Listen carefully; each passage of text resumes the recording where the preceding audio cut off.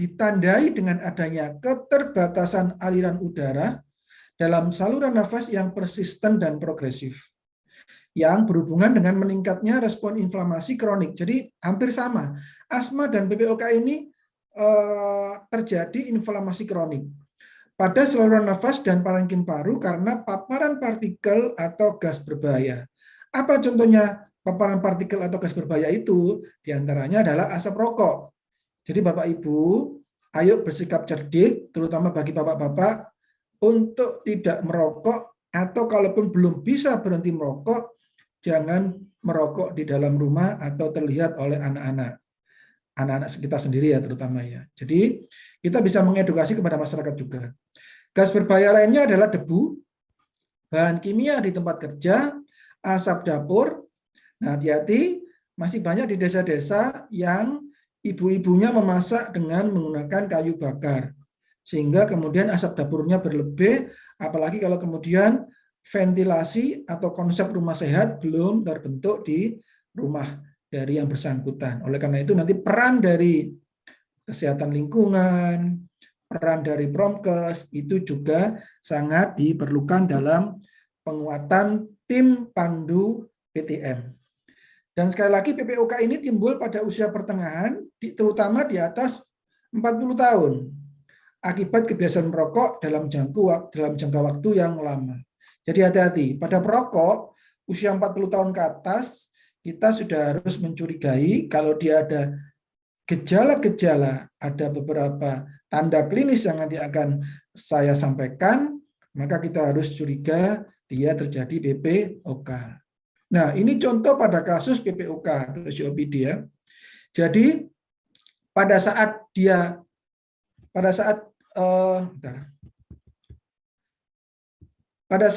pasien itu beristirahat ya, maka normalnya seperti ini nanti. Kemudian ketika dia ada obstruksi ringan, maka gambarannya akan seperti ini. Pada obstruksi berat, gambarannya akan seperti ini. Akan saya jadi gambarannya seperti ini.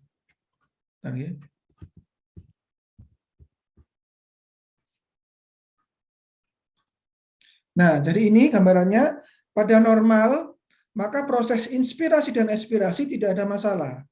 Tetapi pada kasus PPOK atau COPD terjadi obstruksi, sehingga nanti ini yang kemudian membuat pasien-pasien PPOK muncul sesak, ya, muncul sesak. Saya lanjut.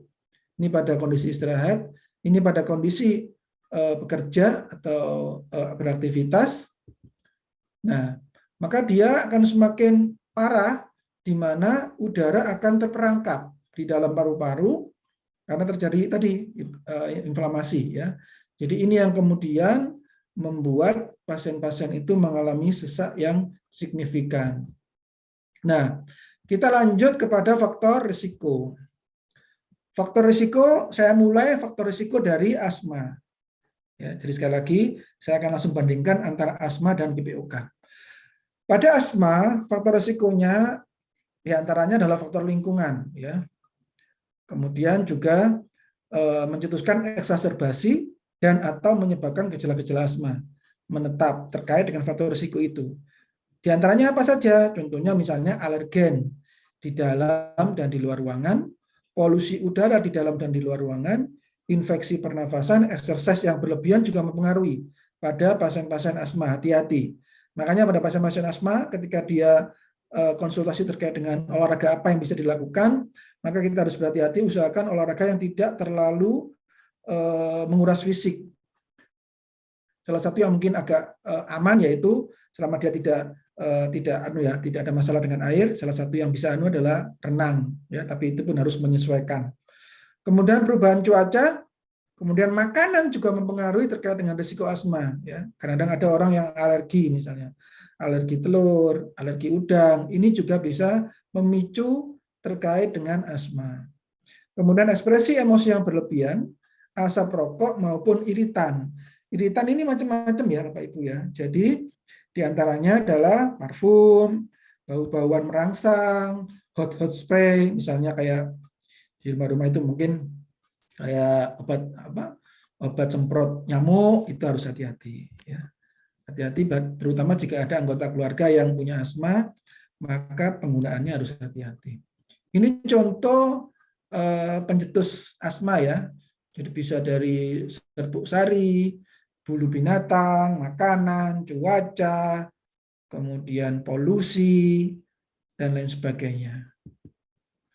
Tadi asma, sekarang faktor risiko dari PPOK. Nah, pada PPOK ada faktor genetik pejamu dan atau individu. Nanti juga ada jadi ini terkait dengan individu, nanti juga ada ya. Jadi ini terkait dengan individu ya. Jadi yang pertama usia. Usia sekali lagi pada PPOK itu biasanya ditemukan pada usia di atas 40 tahun. Terutama jenis kelaminnya adalah laki-laki. Dan biasanya juga terjadi kalau pada pemeriksaan khusus dia terjadi defisiensi alfa 1 antitripsin. Kemudian ada gangguan bersihan mukosilier, respon imunologis individu karena memang setiap individu berbeda-beda. Ada yang dia kuat dengan makanan tertentu, tapi ada yang dia tidak tahan terhadap makanan tertentu atau juga daya tahan tubuhnya juga pengaruh. Ketika daya tahan tubuhnya itu rendah, misalnya pada kasus pasien dengan HIV/AIDS, maka dia juga mempengaruhi terkait dengan derajat keparahan dari PPOK. Ketika dia daya tahan tubuhnya rendah. Kemudian pertumbuhan dan perkembangan paru dikaitkan dengan masa kehamilan. Jadi ada kalanya pada pasien-pasien ketika masa kecilnya itu dia kurang bagus, ya gizinya kurang bagus, kemudian terjadi BBLR atau terjadi prematur, maka ini juga terkait ketika nanti dewasanya. Kemudian berat badan lahir dan pajanan masa anak. Kemudian penyakit penyerta, komorbiditas, riwayat infeksi pernafasan berat sejak usia dini, hati-hati. Usia dini pun akan mempengaruhi terkait dengan faktor risiko PPOK selanjutnya ketika dia usia tua. Kemudian berulang dan tidak tuntas mempunyai risiko terjadinya PPOK melalui penurunan faal paru. Dan juga faktor risikonya adalah stres oksidatif sebagai respon tubuh terhadap hasil pajanan polutan. Jadi Bapak Ibu, hati-hati kalau berada di daerah-daerah yang tinggi polusi, disarankan untuk mengurangi kegiatan di luar atau kalaupun terpaksa untuk menggunakan masker. Tapi idealnya adalah menghindari sumber polusinya dulu atau mengurangi kegiatan di luar, terutama ketika pada saat itu indikator dari paparan polusi di suatu tempat itu tinggi. Jadi lebih baik tidak keluar dulu, terutama kalau dalam kondisi yang lama.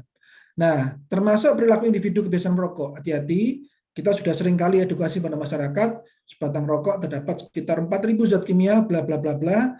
Jadi ini harus kita sampaikan kepada masyarakat juga. Jadi nanti Bapak Ibu yang sudah memiliki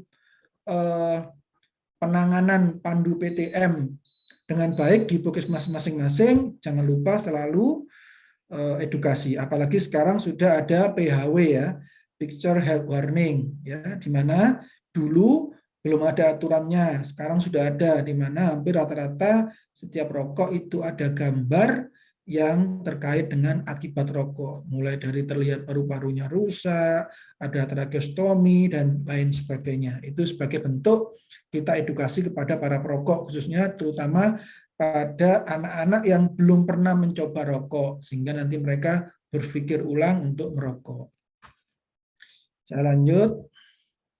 Ini adalah upaya promotif dan preventif. Sekali lagi, Bapak Ibu, Puskesmas itu tugas fungsi utamanya adalah promotif dan preventif. Kuratif menjadi bagian, tapi tetap dominannya adalah promotif dan preventif.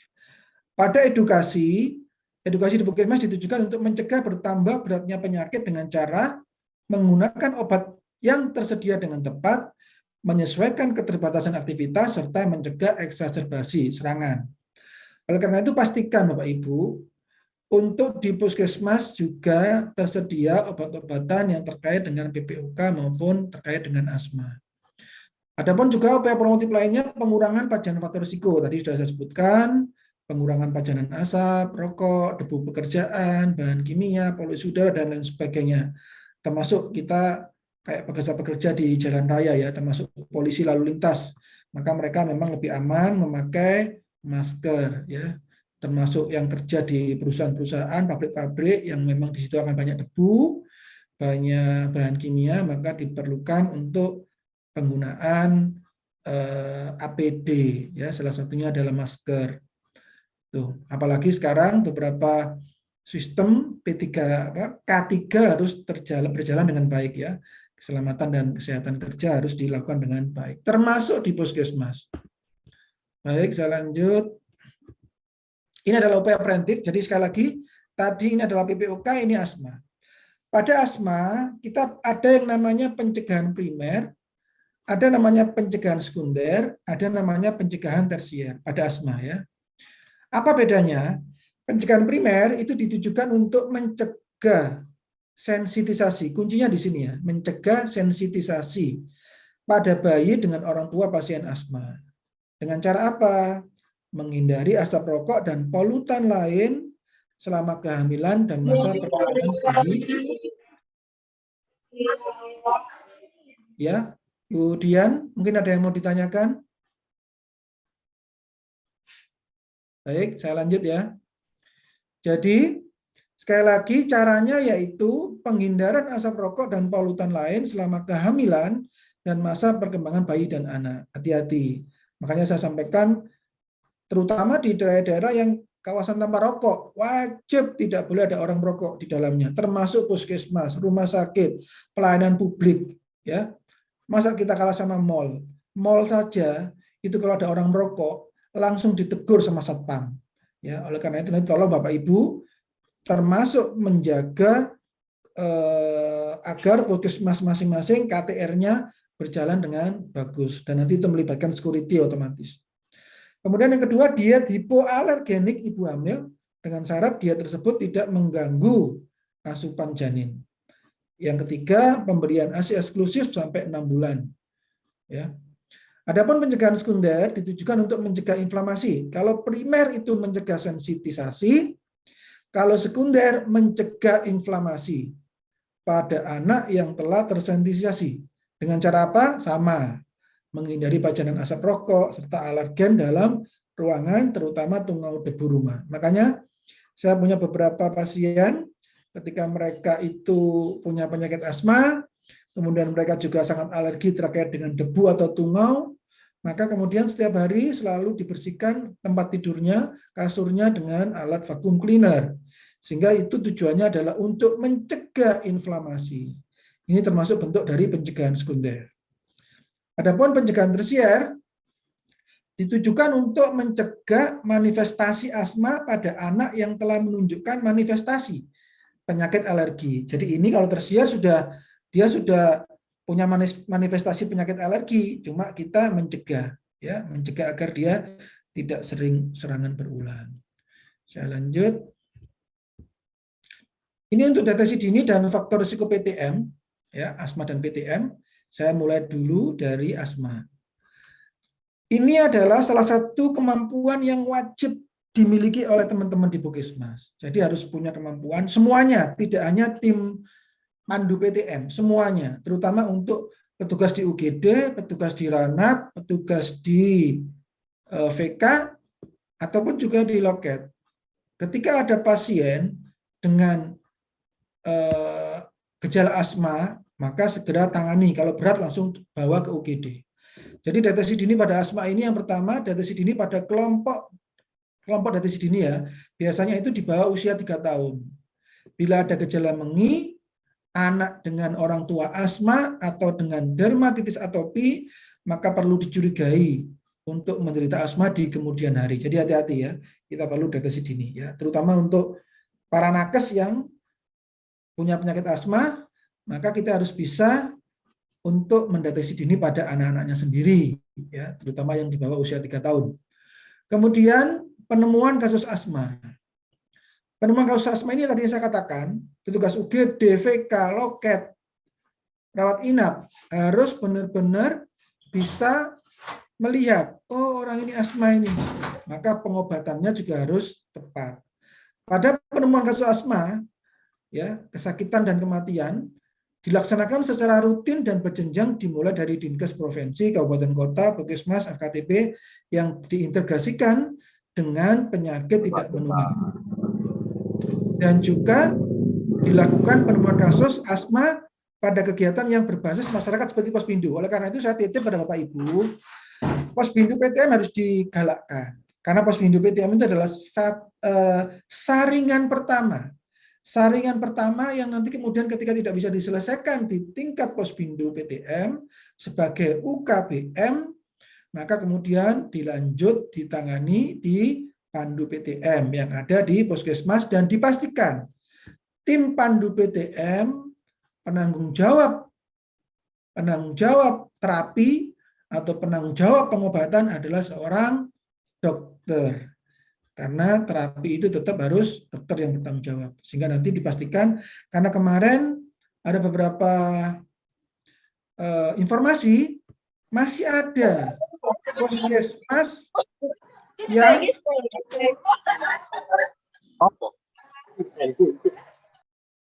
ada yang mau ditanyakan, Bu Dian? Monggo. Bagi yang tidak bertanya untuk di-mute dulu ya. Baik.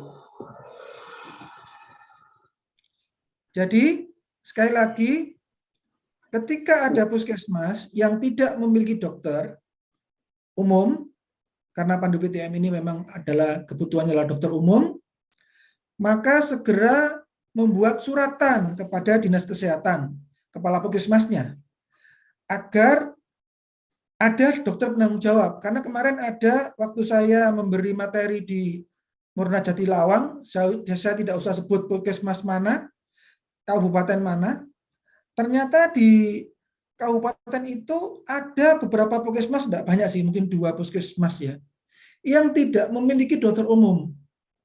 Maka selain nanti tim Pandu PTM-nya tidak lengkap karena tidak ada penanggung jawabnya, termasuk kalau kaitannya dengan kapitasi, norma kapitasinya tidak bisa maksimal. Di mana norma kapitasi maksimal, kalau kita berbicara norma kapitasi ya, norma kapitasi maksimal itu 6.000 jika ada 2 dokter umum dan 1 dokter gigi. Itu terkait dengan regulasi BPJS. Kalau terkait dengan pendapatan kapitasi. Jadi idealnya setiap puskesmas itu ada 2 dokter umum dan 1 dokter gigi. Dan itu nanti mendapatkan norma kapitasi maksimal yaitu 6.000 per peserta. Tapi kalau tidak ada dokternya, maka norma kapitasinya juga kecil, sehingga potensi pendapatan untuk puskesmas juga berkurang, termasuk pembelian alat untuk kesehatan, ya, pembelian BHP. Jadi tolong nanti berjuang ya, puskesmas-puskesmas yang belum memiliki dokter umum. Kalau belum ada bagaimana? Maka harus ada dokter penanggung jawab dari Dinas Kesehatan atau dari puskesmas terdekat. Ya, oke, saya lanjut. Jadi sekali lagi, deteksi dini pada PPOK ini ada deteksi dini pada kelompok individu beresiko. Apalagi, jadi ini beresikonya apa? Misalnya, mempunyai riwayat pajanan, baik rokok, polusi udara, maupun lingkungan tempat kerja, kemudian usia pertengahan tadi, usia 40 tahun ke atas, mempunyai gejala dan keluhan batuk berdahak. Nah ini, salah satu khasnya PPOK adalah batuk berdahak. Kalau khasnya asma itu mengi. Tolong nanti para sejawat informasikan ke teman-teman yang lain ya, nakes yang lain ya, terutama mungkin yang masih baru-baru. Jadi ini khas. Kalau asma khasnya ada mengi, ya, zing, ngik, ngik, ngik. Kalau parah tanpa stetoskop pun bisa terdengar. Kalau belum terlalu parah harus dibantu stetoskop. Jadi gejala dan keluhannya batuk berdahak, sesak nafas, gejala berlangsung lama, umumnya semakin memberat. Ya. Kemudian termasuk ibu rumah tangga yang memasak dengan menggunakan kayu bakar atau kompor minyak tanah dengan ventilasi ruangan yang kurang baik. Oleh karena itu, waktu saya masih menjadi kepala puskesmas, sebelum masuk di dinas sebagai di bidang nakes, saya selalu meminta tim untuk turun ketika ada kasus-kasus PPOK maupun asma. Termasuk saya meminta tolong kepada tim Promkes dan tim Kesling untuk mengecek rumahnya. Kemudian kegiatan perkesmasnya jalan, kegiatannya Kopipunya jalan. konseling dari pintu ke pintu ya, jalan, sehingga itu nanti bersinergi antara program Pandu PTM, program Perkesmas, ataupun program Kopipu, konseling dari pintu ke pintu, yang nanti ini juga bersinergi inovasi dari Jawa Timur, yaitu pergi berdansa di masa senja, perawat bersinergi dengan bidan desa untuk bla bla belanya ya. Saya lanjut. Kalau tadi kelompok individu, sekarang adalah pada kelompok masyarakat. Jadi kita harus mampu. Jadi UKM kita harus juga memantau masyarakat. Kalau perlu kita libatkan aparatur desa atau yang terkait, contohnya perusahaan. Jadi kelompok masyarakat yang bekerja atau tinggal di daerah pertambangan, misalnya batu bara, asbes. Ada beberapa masyarakat yang tinggal di tempat penambangan batu, sehingga di situ banyak polusi debu. Maka ini juga harus kita edukasi. Perlu deteksi dini. Kemudian pabrik, bahan baku asbes, baja, mesin, perkakas logam, keras, kapas, semen, dan lain sebagainya. Penghalusan batu, penggerindaan logam keras, penggergajian kayu, dan lain sebagainya. Termasuk Polantas. Ya, Polantas ini memang sangat berisiko ya, karena dia setiap hari dia bekerja di daerah yang memang rentan dengan polusi. Ya. Baik, saya lanjut. Nah, ini terkait dengan tata laksana penyakit asma. Ya. Jadi Bapak Ibu, kita punya tata laksana ya, setiap puskesmas wajib punya. Jadi ini contoh salah satu tata laksana dasar ya. Misalnya ada pasien dengan gejala gangguan pernafasan, kita lihat dia ada batuk, ada sesak nafas, atau gejala lain. Nah, kalau dia batuk, kemudian kita lihat durasinya. Kalau dia 2-3 minggu.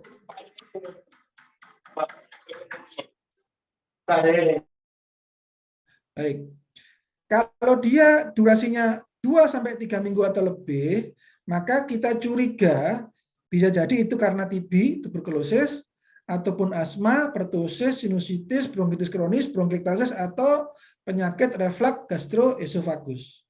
Itu kalau durasinya batuknya 2-3 minggu atau lebih.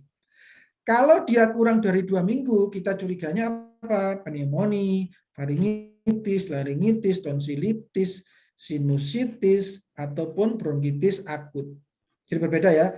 Kalau bronkitis kronis itu, kalau ini kan ada bronkitis kronis, ini ada bronkitis akut. Kemudian juga kita melihat apakah ada sesak nafas. Kalau ada sesak nafas, kita curiga, 1, asma, kedua PPOK, kemudian ada pneumotorak, efusi pleura, ataupun penyakit reflux gastroesofagus. Adapun gejala lain selain dari batuk dan gejala sesak nafas, maka kita lihat juga misalnya ada nyeri dada enggak.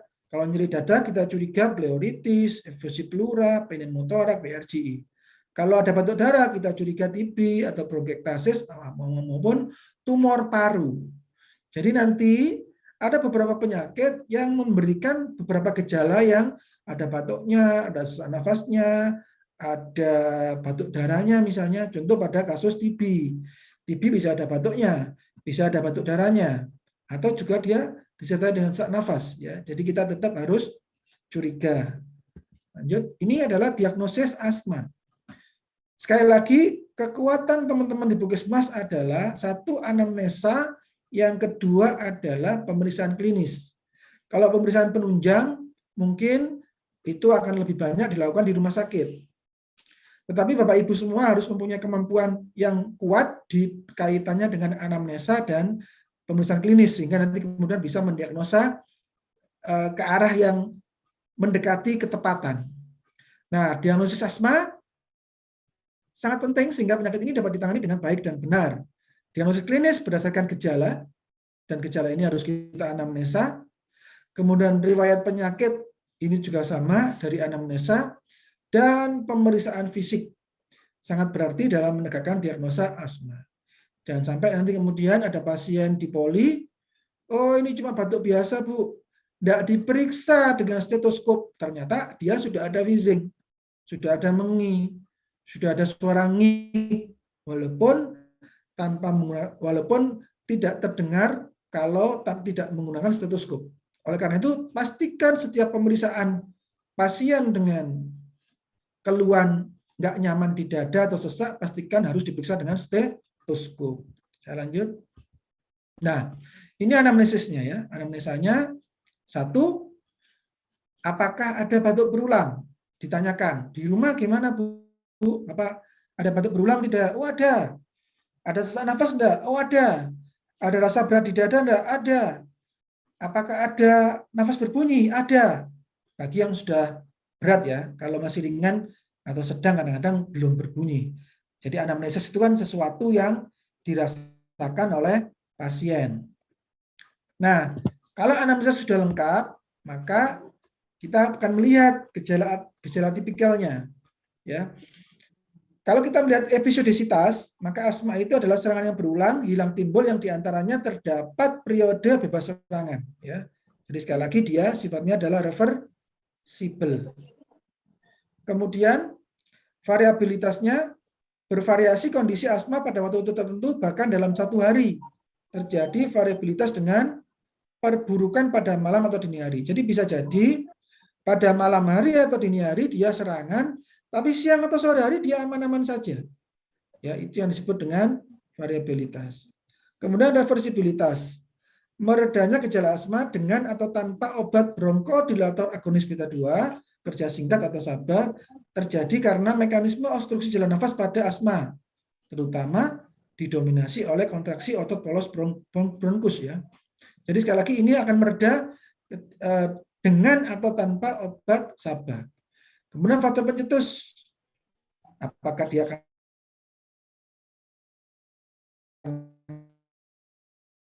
cuaca, alergen, iritan, dan lain. Apakah itu dermatitis topi atau paneritis alergi dan lain sebagainya. Lanjut.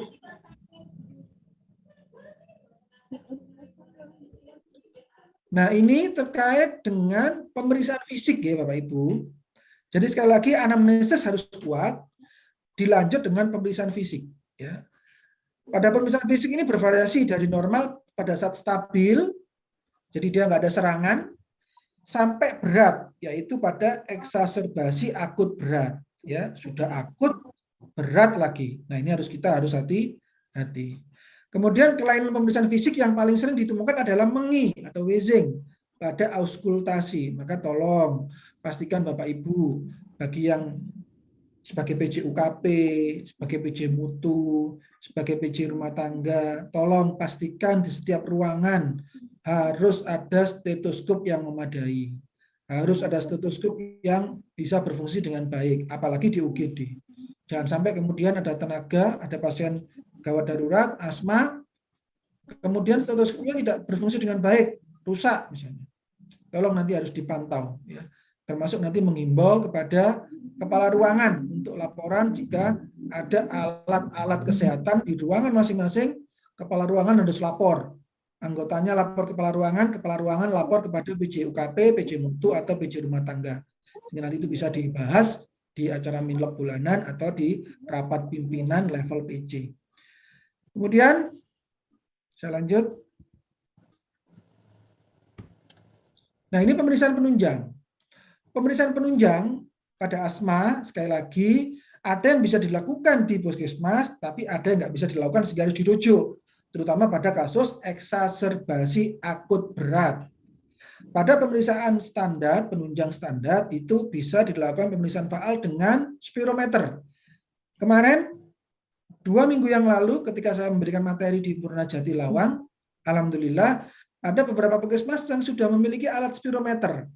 Jadi Bapak Ibu yang puskesmasnya pendapatannya tinggi, terutama kapitasinya tinggi, sudah BLUD, maka bisa merencanakan untuk beli alat spirometer. Sehingga nanti ini juga menjadi salah satu kebanggaan puskesmas.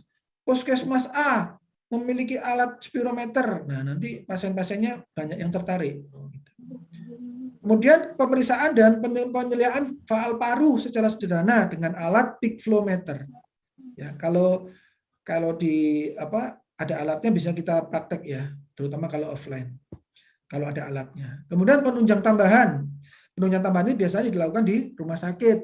Contohnya yaitu uji provokasi ya. Kemudian juga uji alergi. Kalau dulu, kalau sejawat dokter biasanya dilatih itu bagaimana caranya untuk uji tusuk kulit. Itu saya dulu masih suruh ngecek sendiri pada pasien-pasien. Jadi dilakukan uji tusuk kulit ya, dan pemeriksaan serum IgE atau P. Lanjut. Nah, ini adalah diagnosis banding untuk asma. Jadi para sejawat jangan lupa, dan tim pandu PTM jangan lupa, kita harus curiga diagnosa banding yang lain selain pada penyakit asma, karena bisa jadi belum tentu diagnosa kita benar 100%, sehingga perlu adanya diagnosa banding yang mungkin nanti perlu ada pemeriksaan lanjutan untuk memastikan. Pada dewasa hati-hati dengan kemungkinan pada PPUK, ya, pada PPUK. Kemudian gagal jantung kongestif, batuk kronik akibat keadaan yang lain. Puskesmas Ngaju, ada yang mau disampaikan? Dari UPT Puskesmas Ngaju, ada yang mau disampaikan? Monggo. Baik, sepertinya enggak. Jadi saya lanjut. Termasuk disfungsi pita suara. Ini adalah disfungsi diagnosis banding dari penyakit asma. Pada anak itu bisa terjadi diagnosa bandingnya adalah rhinosinusitis, reflux gastroesofageal, bronkitis akut berulang, tuberkulosis dan lain sebagainya, ataupun aspirasi benda asing. Nanti ini pun kadang-kadang juga bisa menimbulkan suara seperti wheezing, walaupun berbeda sekali sebenarnya, berbeda. Tapi ini sebagai untuk kehati-hatian. Bisa jadi dia aspirasi benda asing. Puskesmas Bajul Mati, ada yang mau ditanyakan? Dari Ibu Puskesmas Bajul Mati, ada yang mau ditanyakan? Monggo. Tidak ada, nggih? Baik, saya lanjut. Nah, ini adalah klasifikasi asma berdasarkan derajat beratnya. Bapak Ibu, nanti tolong ini juga di-share ilmunya nanti hasil pelatihan workshop ini kepada tim UGD, tim Ranap, tim VK, karena nanti ini juga terkait dengan pengobatan. Ya, mungkin ada dokter yang ikut, ada dokter yang nggak ikut, tolong nanti tata laksananya harus sama. Jadi ini klasifikasi asma itu ada 5 ya. Ada derajat intermittent, ada persisten ringan, persisten sedang, maupun persisten berat. Di mana gejalanya nanti bisa dibaca ya di sini. Kalau intermittent itu gejalanya itu dalam 1 bulan itu mungkin kurang dari 1 kali seminggu. Kemudian serangannya pun singkat atau tanpa gejala. Ya, dan kalaupun ada sesak maka dia kurang dari 2 kali sebulan. Kalau pemeriksaan spirometer biasanya arus puncak ekspirasinya biasanya masih bagus, cukup bagus ya, masih di atas 80%. Nah, nanti ini otomatis harus menggunakan spirometer ya, yang bisa dilakukan di puskesmas. Persisten ringan, dia gejalanya mungkin sudah lebih dari 1 kali seminggu, kemudian gejala malamnya bisa lebih dari 2 kali sebulan. Persisten sedang, dia harian, gejala hampir setiap hari. Pada persisten berat, dia kontinu, dia gejalanya terus-menerus, sering kambuh. Bahkan aktivitas fisiknya terbatas. Sedikit aktivitas, dia sesek. Nah, maka ini harus hati-hati. Dan kalau seperti ini biasanya kalau pemeriksaan spirometer, arus puncak ekspirasinya sudah sangat rendah, yaitu di bawah 60%. Ya. Dan termasuk volume ekspirasi paksa detik pertama itu juga sangat kecil. Ya. Itu kurang dari 60%. Jadi ini khas ini. Berarti dia sudah derajatnya adalah persisten berat. Saya lanjut. Nah, ini adalah tujuan pengobatan. Waktu kami memberikan materi di Munajati Lawang maupun di Munajati Jagir, ternyata ada beberapa peserta yang memang pesertanya sendiri yang asma, tapi terkontrol, atau ada putra-putrinya dari peserta yang punya asma, ya, sehingga nanti ini harus bisa dilakukan. Ya. Jadi tujuan pengobatan asma yaitu mencapai asma terkendali atau terkontrol. Dan klasifikasi terkendalinya asma untuk memudahkan penilaian asma di dalam keadaan tidak serangan. Sekali lagi, di dalam keadaan tidak serangan menggunakan ACT, yaitu asma control test. Saya lihat beberapa puskesmas sudah menerapkan ini. Terima kasih. Bagi puskesmas yang belum menerapkan, tolong nanti untuk bisa mengeprint contoh yang nanti akan saya tampilkan, atau bagi yang belum ya, bagi yang sudah terima kasih. Dan nanti ini bisa digunakan untuk salah satu sistem pemeriksaan ataupun sistem pengobatan asma di pandu PTM masing-masing. Dan ketika kami kemarin credentialing puskesmas dengan BPJS, saya kebetulan juga menanyakan ini, apakah ada lembar asma control test. Ya. Beberapa puskesmas yang kami lakukan credentialing itu disediakan, bagus ya. Jadi karena ini sangat penting juga. Baik, bagi yang sudah melaksanakan terima kasih, bagi yang belum kita refreshing ya. Jadi sekali lagi tolong konsep ACT asma control test ini harus dilakukan di pelayanan pandu PTM. Ya, jadi ini adalah konsep asma control test. Ada 5 pertanyaan di sini ya. Ada 5 pertanyaan. Semakin tinggi nilai, maka dia semakin bagus. Ya. Jadi misalnya gini, pertanyaan pertama dalam minggu terakhir ini bagi yang belum melaksanakan ya, bagi yang belum refreshing ya. Dalam 4 minggu terakhir, seberapa sering asma Anda mengganggu Anda untuk melakukan pekerjaan sehari-hari di kantor? Kalau selalu mengganggu, maka nilainya 1. Tapi kalau tidak pernah ada serangan, tidak mengganggu, maka nilainya 5. Nilai 5 nilai yang paling bagus. Ya. Nah, pertanyaan kedua, pertanyaan ketiga, pertanyaan keempat, 5 nanti nggak usah saya baca satu persatu. Nanti nilainya ditulis di samping kanan, di kolom kosong ini. Kalau nilainya maksimal 5 semua, maka 5 tambah 5 tambah 5 tambah 5 tambah 5, 25. Nah, dari 25 ini, maka kita akan menginterpretasi. Nah, ini contoh ya. Tadi kan ini kalau dia angkanya 1, maka nilainya 9. Ya. Nanti kita bisa melihat, kalau nilainya 9, maka interpretasinya adalah ini. Maka dia adalah off target, karena dia kurang dari 20. Tetapi kalau nilainya maksimal semua, 25, dari 5 pertanyaan itu semuanya nilainya 5, maka nilainya maksimal 25. Maka dia sudah mencapai total kontrol. Ya, sehingga Anda tidak lagi mengalami gejala asma dan tidak ada keterbatasan aktivitas karena asma, tetapi segera hubungi dokter dan perawat apabila terjadi perubahan skor. Jadi ACT ini bisa pasien atau penderitanya punya sendiri. Jadi dia di rumah punya. Sehingga nanti kalau dia kemudian, loh ini kok saya kok ada dalam 4 minggu terakhir kok ada ada 1 kali 2 kali sebulan ya. Oh ternyata nilainya nggak 25 lagi. Maka segera kontrol ke puskesmas untuk nanti kalau memang perlu pengobatan, diberikan pengobatan.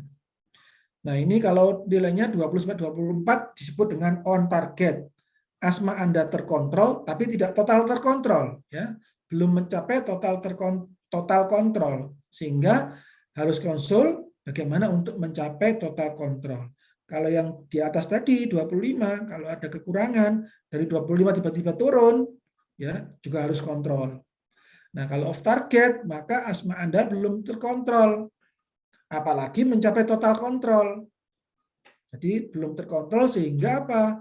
Perlu penata laksanaan ya, pengobatan asma untuk meningkatkan kontrol asma Anda. Ya. Baik, saya lanjut.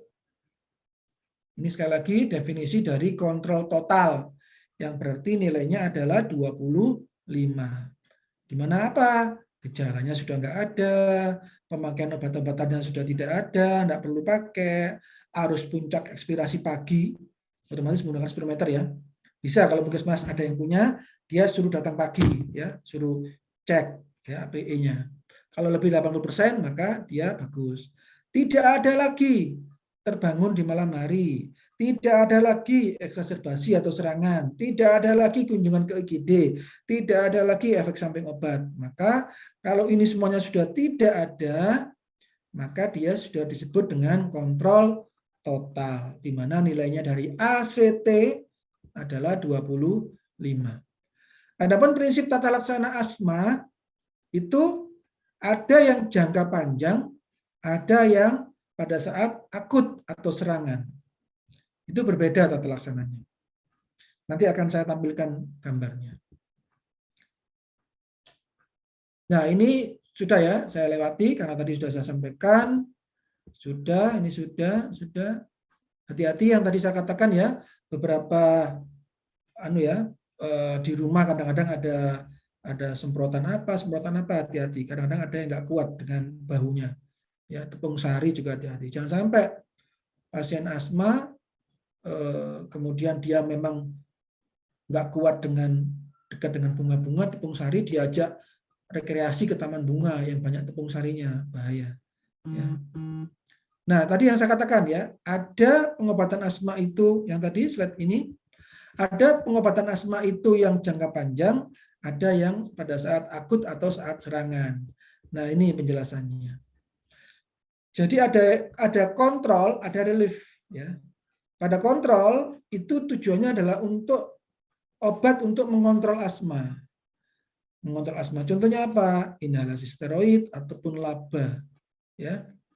Pada relief itu adalah obat untuk, kalau tadi kontrol itu untuk mengontrol asma biar nggak sering serangan. Kalau relief dia sudah ada serangan, tapi untuk mengurangi serangan itu. Contohnya apa? Beta agonis, santin maupun antikolinergik. Mungkin di puskesmas rata-rata yang ada golongan, kalau oral ya salbutamol, aminofilin ya. Mungkin itu bisa membantu. Tapi jangan lupa juga mungkin kalau perlu nebul, pastikan juga ada sediaan Ventolin.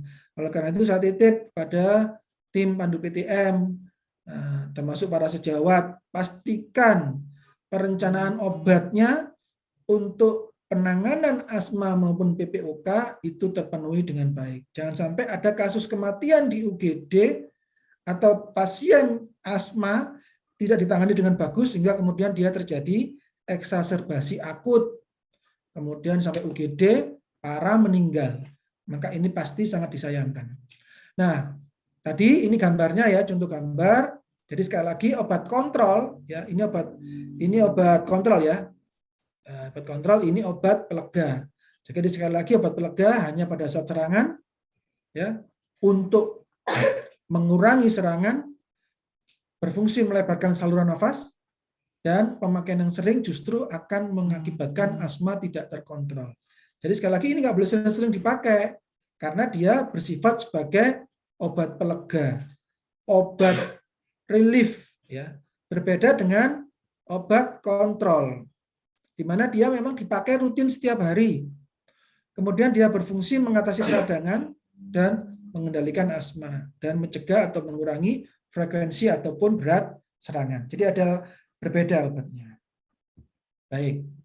Kalau tadi tata laksana penyakit asma, sekarang saya lanjut tata laksana penyakit paru. Dan sekali lagi ini bisa menjadikan bagian dari SOP ya. Nah, bagaimana cara kita mendiagnosis PPK? Sekali lagi kekuatan di puskesmas adalah anamnesis dan pemeriksaan fisik. Teman-teman harus meningkatkan skill untuk memperkuat di anamnesis dan pemeriksaan fisik. Bagaimana anamnesis PPOK? Kita tanya gejalanya apa, ada batuk berdahak tidak, sesak nafasnya ada enggak, kemudian berlangsung lama dan semakin memberat tidak, sesak nafas bertambah saat beraktivitas, atau ada riwayat merokok atau pajaran polusi. Dan hati-hati, riwayat merokok ini tidak hanya perokok pasif, tapi dia juga sebagai perokok, saya ulangi, tidak hanya perokok aktif, tapi juga perokok pasif ditanyakan. Saya tidak pernah merokok, tapi saya berada di ruangan para perokok setiap harinya, sama saja. Ya, jadi saya ulang, riwayat merokok atau perokok, ya, itu harus ditanyakan, apakah dia perokok aktif atau perokok pasif. Ya. Kemudian pemeriksaan fisik. Para PPOK ringan, pemeriksaan fisik bisa saja normal, belum ditemukan apa-apa, karena dia masih ringan sifatnya. Tetapi pada tahap lanjut dapat ditemukan tanda-tanda hiperinflasi. Ya, tanda-tandanya apa? Ini dada cembung, selak iga melebar, hipersonor, suara nafas melemah, sianosis dan jari tabu. Oleh karena itu saya titip kepada para sejawat atau pada teman-teman tim pandu PTM, pada pemeriksaan fisik pasien-pasien yang diduga PPOK, pastikan harus buka baju. Bagi yang pasiennya laki-laki, karena mayoritas laki-laki ya, yang meriksa lebih nyaman laki-laki. Tetapi ada juga PPOK dialami pada perempuan, ya. Maka yang meriksa harapannya yang perempuan, biar nanti lebih lebih nyaman, ya. Sekarang sudah dalam era sekarang perempuan-perempuan banyak yang merokok sudah. Jadi kemungkinan dengan bonus demografi, kasus-kasus PPOK nanti juga akan banyak ditemui pada perempuan. Karena saat ini para perempuan sudah beberapa menjadi gaya hidup ya, perempuan-perempuan merokok. Oke, saya lanjut. Nah, ini adalah pemeriksaan penunjang.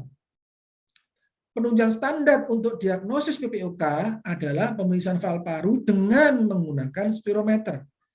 Makanya luar biasa bagi puskesmas yang sudah mampu beli spirometer, ya. Jadi saya sarankan silakan puskesmas-puskesmas dengan pendapatan yang tinggi yang bersumber dari kapitasi, salah satu untuk penyerapan, bisa untuk beli alat spirometer. Kalau masih banyak bisa beli alat trial lens, ya, dan macam-macam. Atau bisa beli alat kayak kemarin di Murna Jatilawang 2 minggu yang lalu ada sudah kita bisa praktek smoke analyzer, ya. Walaupun harganya cukup mahal ya. Jadi nanti silakan nih tim pandu PTM bagi yang puskesmasnya yang sudah BLUD, sudah punya pejabat pengadaan, tinggal lihat aja di e-katalog. Berapa spirometer sekarang? Berapa trial lens sekarang? Berapa smoke analyzer sekarang? Kalau kemampuan puskesmasnya kuat, silakan beli. Kemudian pemeriksaan penunjang tambahan yaitu fototorak, EKG maupun lab kimia darah. EKG rata-rata puskesmas wajib punya ya, karena ini suatu keharusan ya. Kalau fototorak nggak semuanya punya ya, kecuali kalau beberapa daerah tertentu ya, misalnya daerah-daerah yang terpencil mungkin ada puskesmas yang punya fototorak maupun lab kimia darah. Saya lanjut. Ini diagnosis banding dari PPOK hampir sama. Kalau diagnosis bandingnya asma itu adalah PPOK. Kalau diagnosis bandingnya PPOK ya asma. Jadi sama ya, dibalikkan ya. Kemudian selain diagnosis banding dari asma, dari PPOK itu asma, ya ada juga lain bronkiektasis, TB paru yang luas, sindrom pasca TB paru, penyakit interstisial paru maupun panbronkiolitis luas dan paru. Bisa jadi dia sudah punya PPOK karena dia perokok berat, ditambahi dengan TB paru, ya. Jadi bisa jadi satu pasien dengan 2 diagnosa. Saya lanjut. Ini adalah pathway ya, hampir sama. Nah, ini terkait dengan tata laksana. Ya, ini terkait dengan pengobatan ya, terutama untuk para sejawat. Jadi sekali lagi, kita lihat konfirmasi dulu ya, diagnosis dengan spirometer. Kalau punya spirometer. Kemudian kita lihat, jadi ini kan kita melihat dengan spirometer ini. Ya, GEL 1, GEL 2, GEL 3, GEL 4 ya. Nah, nanti ini akan menentukan terkait dengan pengobatan. Nanti ada slide yang lebih jelas lagi. Jadi ini ada, kalau misalnya ini contoh, kalau gejalanya itu MMRC-nya 0,1 dan CAT, kalau tadi kan ACT ya, asthma control test. Kalau ini adalah COPD assessment test. Berbeda. Jadi ada, sekali lagi, jangan kebalik-balik ya, ada ACT, asthma control test, di mana nilai maksimal adalah 25, ada CAT, di mana CAT ini kebalikannya. Semakin nilainya besar, berarti semakin jelek. Kalau CAT, COPD assessment test. Kalau ACT, semakin nilainya besar, maka dia semakin bagus. Jadi kebalikannya. Nah, kalau MMRC ini 0,1 dan CAT ini kurang dari 10 dan dia riwayat eksaserbasinya dia 0 atau 1 dan tidak memerlukan rawat inap, maka pengobatannya nanti golongan A. Nanti akan saya tampilkan di slide selanjutnya. Kalau ini pengobatannya golongan B. Kalau ini pakai kelompok C, kalau ini kelompok D ya. Jadi itu terkait dengan pengobatan. Saya lanjut. Ini contoh pemeriksaan penunjang pada COPD ya. Satu CAT ya. COPD Assessment Test atau Modified Medical Research Council ya. Atau spirometer atau uji jalan 6 menit ataupun pemeriksaan penunjang lain ya, DIFCON, fototorak bila tersedia.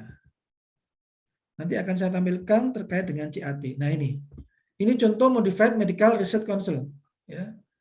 Ini contoh pada CAT. Nah, kalau ini kita lihat ada tingkat 0, tingkat 1, tingkat 2, tingkat 3 maupun tingkat 4. Pada tingkat 0 ya, di mana dia tidak terganggu oleh sesak nafas kecuali saat olahraga berat. Kalau tingkat 1 terganggu jika terburu-buru atau tanjakan. Tingkat 2 berjalan lambat pada permukaan datar dibandingkan orang sesuai karena sesak nafas. Tingkat 3 itu berhenti atau untuk bernafas setelah berjalan kilometer. Tingkat 4 terlalu sesak untuk meninggalkan rumah atau sesak saat berpakaian atau berganti pakaian. Jadi lebih berat ya. Jadi tingkatannya lebih berat dari 0 ke 4. Nah, bagaimana dengan CAT? Ya, COPD Assessment Test. Jadi ini, pertanyaannya ini. Jadi ini pun nanti bisa Bapak Ibu print ya. Nanti tinggal cari di Google mana yang bagus itu. Nanti seperti ini ya.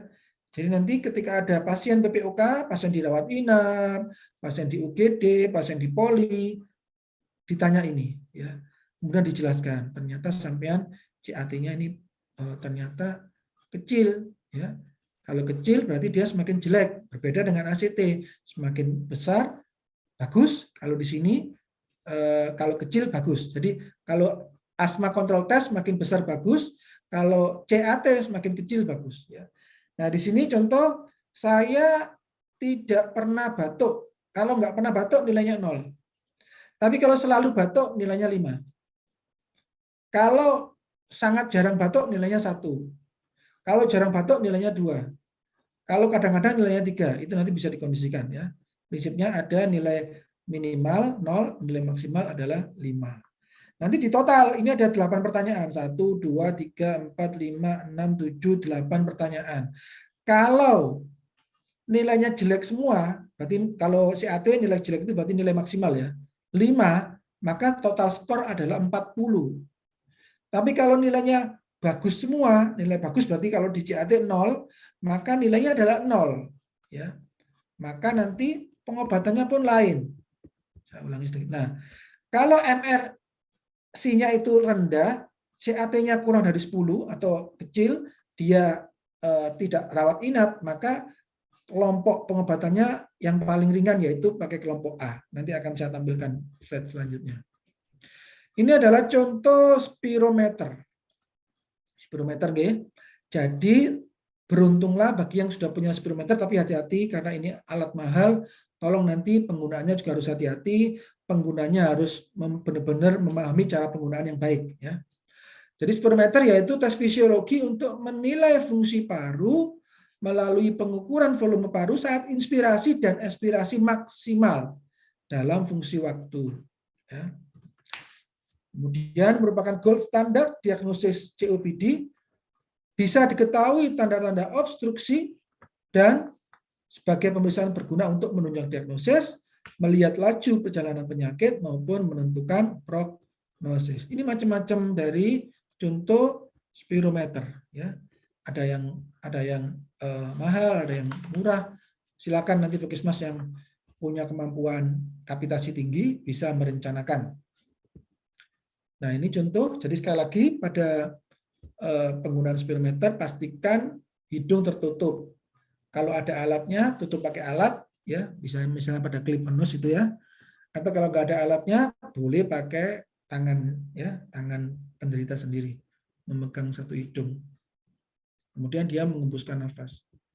Nah, ini contoh hasil yang dari spirometer. Jadi pada orang normal, maka gambarannya adalah seperti ini ya. Jadi dia sampai mencapai angka 10 ya, liter per second ya. Tetapi pada COPD dia nggak sampai angka 10, bahkan di angka 4 langsung turun. Maka ini membuktikan adanya gangguan terkait dengan pernafasan. Baik, saya lanjut. Nanti ini bisa langsung ditunjukkan kepada pasiennya. Ini loh Bu, kalau normal, Pak, kalau normal gambarnya seperti ini. Sekarang sama kita periksa. Misalnya ini ada pasien dirawat inap. Ada pasien dirawat inap. Seorang bapak-bapak umur 50 tahun. Kemudian dia perokok berat, hasil anamnesa, hasil pemeriksaan fisik, hasil pemeriksaan penunjang, dia mengarah ke COPD. Maka kemudian lakukan ya pemeriksaan penunjang lain, yaitu spirometer yang bagi yang punya. Kemudian tunjukkan, ini loh Pak, kalau normal seperti ini sampai dinilai seperti ini sudah turun. Mulai sekarang sampai harus berhenti merokok. Itu edukasi yang paling bagus ketika pasien dalam kondisi rawat inap. Ya. Terutama oleh petugas khusus ya.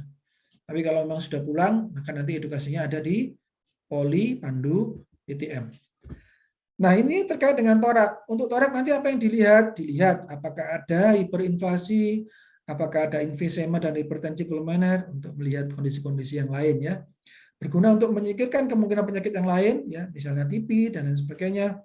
Kemudian menilai adanya pneumonia saat terjadinya eksaserbasi. Nah, ini adalah terkait dengan tujuan terapi pada PPOK stabil. Jadi dia bukan dalam kondisi eksaserbasi, tapi dalam kondisi stabil. Yang pertama, mengurangi gejala, melegakan gejala, meningkatkan toleransi olahraga yang awalnya dia waktu dulu olahraganya nggak bisa berat-berat, mungkin sekarang nggak bisa olahraga bahkan ringan, sekarang bisa ringan, tapi tetap harus dipantau. Kemudian memperbaiki status kesehatan. Kemudian menurunkan resiko eksaserbasi atau serangan ya. Dan sekali lagi tujuan akhirnya adalah menurunkan mortalitas. Dulu masih sering terjadi pasien meninggal karena serangan asma maupun kasus-kasus PPOK. Sekarang kita harus bisa menurunkan angka-angka kejadian itu. Dengan catatan kita edukasi agar gaya hidupnya semakin bagus, rokok dihindari, dikurangi, di stop, dan pengobatan yang adekuat. Saya lanjut. Nah ini yang tadi saya katakan. Jadi sekali lagi berdasarkan dari MMRC atau CAT ya, COPD Assessment Test, kalau dia angkanya itu pada MMRC itu 0 sampai 1, berarti ini kan bagus, kecil ya. Pada CAT itu nanti dia juga bagus, kecil, maka dia tidak ada serangan, maka cukup pakai golongan obat grup A, yaitu A bronkodilator. Kalau dia sudah lebih dari 2 MMRC-nya, kemudian CAT-nya lebih dari 10, tapi dia serangan eksaserbasinya itu masih jarang, maka dia bisa menggunakan grup B, yaitu long acting bronkodilator atau LABA atau LAMA. Tetapi kalau dia MMRC-nya atau CAT-nya itu kecil, tetapi dia sering serangan, sering masuk UGD, maka dia menggunakan grup C, yaitu LAMA. Ya. Kalau di grup B bisa pakai LABA, bisa pakai LAMA. Kalau grup C harus pakai LAMA, karena dia sudah sering serangan. Kemudian pada grup D, berarti ini semuanya berat ya. MMRC-nya tinggi, CAT-nya tinggi, kemudian dia sering masuk UGD, maka dia bisa kombinasi, gitu ya, bisa kombinasi. Tolong nanti obat-obatan standar yang wajib ada di Puskesmas nanti disediakan. Nah, ini terkait dengan di Puskesmas. Sekali lagi untuk tujuannya adalah mengurangi laju beratnya penyakit, mempertahankan PPOK yang stabil, mengatasi eksaserbasi ringan, merujuk ke spesialis paru atau rumah sakit, melanjutkan pengobatan dari spesialis. Jadi sistem rujuk balik itu sangat penting. Jadi kalau di kami terus mengingatkan rumah sakit untuk selalu melaksanakan program rujuk balik dengan baik ya. Dan sekali lagi pastikan kalau ada eksaserbasi akut berat, rujuk dengan sebelumnya sudah diupayakan penstabilan di Puskesmas. Karena kalau sudah akut berat, memang harus ditangani oleh seorang spesialis. Tapi tetap penanganan awal dulu ya di Puskesmas ya. Baik, ini pencegahannya sekali lagi tidak merokok, berhenti merokok, hindari polusi yang mempengaruhi saluran nafas yang terus-menerus. Ini nasihat ya. Jadi sekali lagi nasihat yang bisa dilakukan di Poli Pandu PTM kepada pasiennya maupun keluarganya, satu, rokok ya. Kemudian kendalikan asap ya. Ini tujuan PPOK. Sudah. Untuk PPOK sudah selesai. Saya lanjut, waktu masih sisa 45 menit. saya lanjut ke materi yang kedua, yaitu terkait dengan gangguan indera dan fungsional. Untuk gangguan indera, saya stop share dulu. Untuk gangguan indera, ini saya juga agak sedikit ngebut, karena gangguan indera itu nanti ada dua materi, yaitu pendengaran dan penglihatan, juga terkait dengan gangguan fungsional. Jadi saya sedikit ngebut juga ya. Nanti mungkin tidak semuanya akan saya sampaikan. Ya. Baik. Ini terkait dengan gangguan indera dan fungsional. Bapak Ibu, apakah sudah tampak slideshow di layar Bapak Ibu semuanya?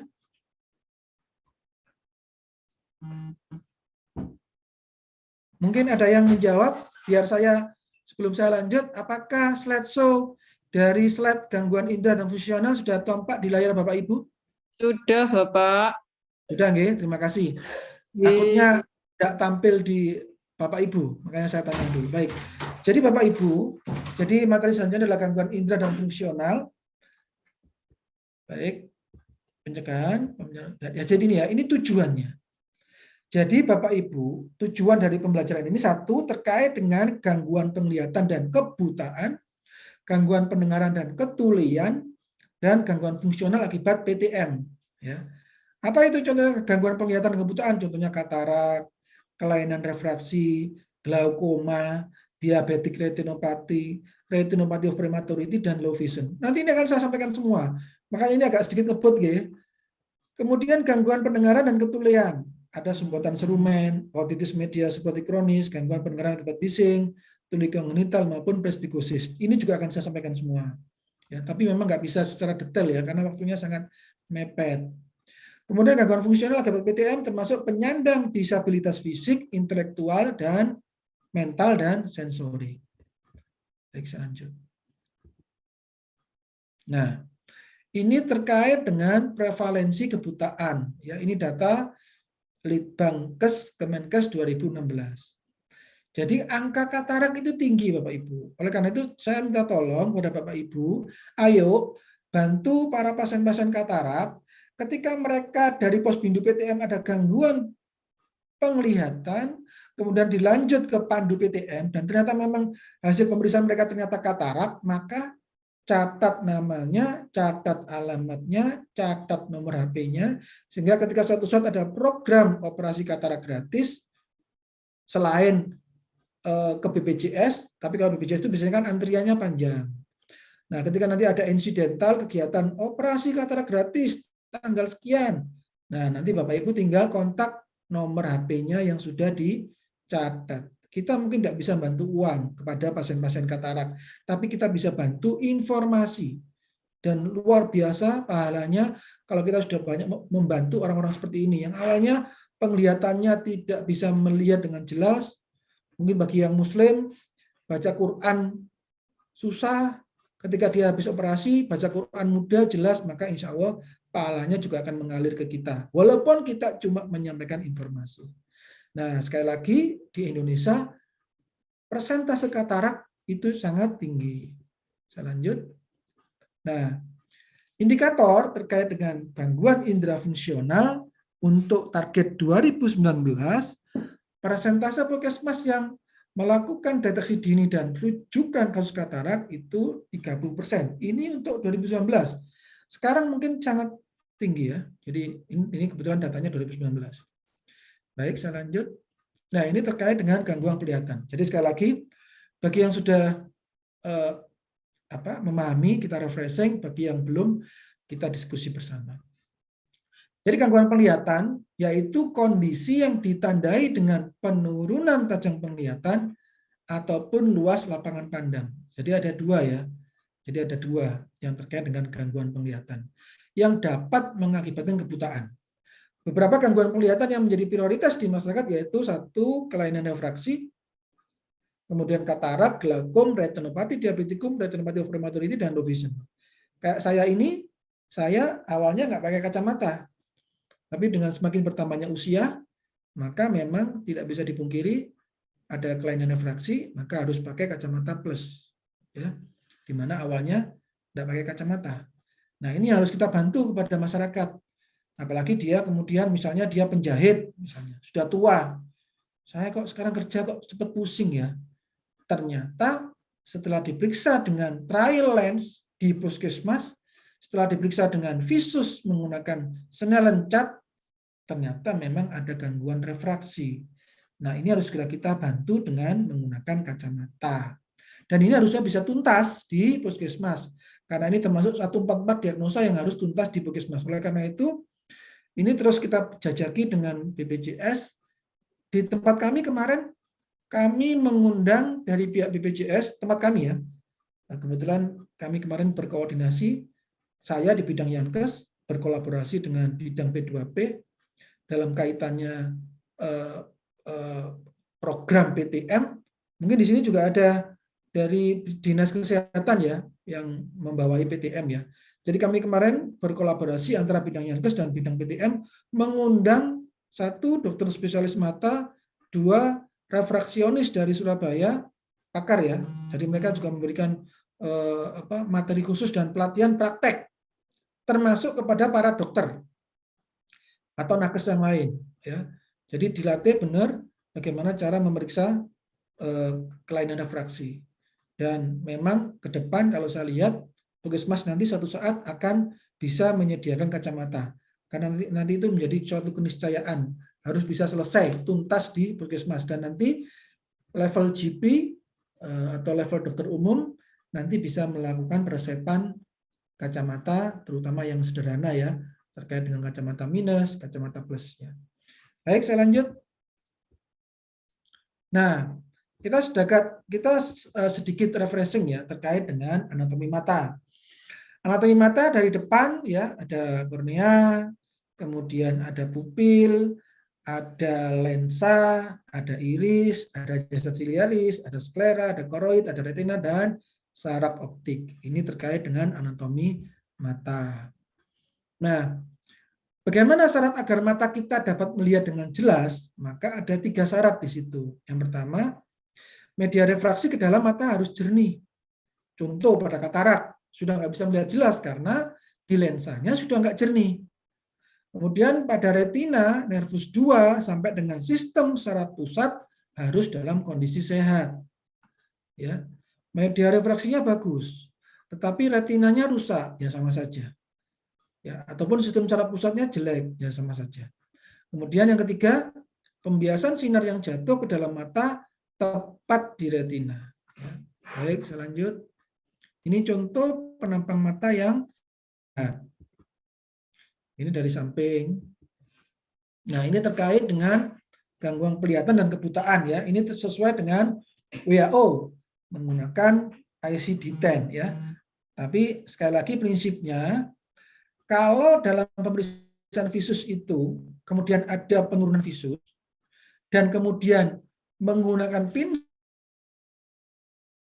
kita curiga itu adalah gangguan refraksi yang bisa dibantu dengan kacamata. Jadi pastikan nanti Bapak Ibu harus pinhole di puskesmas masing-masing. Syukur-syukur kalau punya 1 set alat trial lens yang biasanya dalam bentuk koper itu. Waktu dulu di Murnajati biasanya kita langsung praktek ya. Termasuk kemarin terakhir waktu kami memberikan materi di Murnajati Jagir. Oke, ini terkait dengan kelainan refraksi ya. Jadi ini ada kasus pada miopi, ada kasus pada hipermetrop, ada kasus pada presbiop, ada kasus pada astigmatisme. Jadi sekali lagi gangguan refraksi adalah kelainan pembiasan sinar oleh media penglihatan yang terdiri dari kornea, cairan mata, lensa, badan kaca atau panjang bola mata sehingga bayangan benda dibiaskan tidak tepat. Makanya terjadi kelainan refraksi. Ya, tidak tepat di daerah makula lutea tanpa bantuan akomodasi, dan di mana gangguan refraksi ini bisa terdiri dari hipermetrop, miop, astigmatisme maupun presbiop.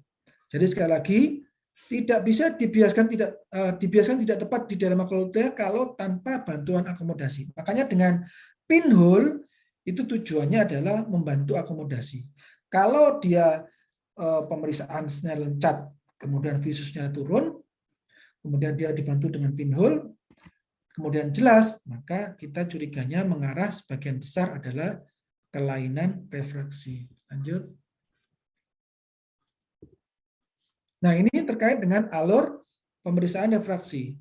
Jadi sekali lagi kita melihat tajam penglihatan, kemudian tajam penglihatan terbaik masing-masing mata mencapai 6/6. Jadi maksudnya pada 6 meter dari pasien yang diperiksa dengan jarak 6 meter orang normal, dia bisa membaca tulisan dengan ukuran yang sama.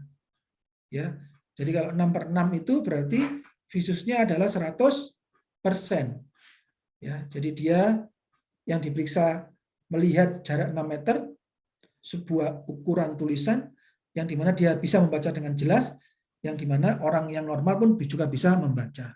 Itu 6/6. Kalau meter, kalau kaki adalah 20/20 ya.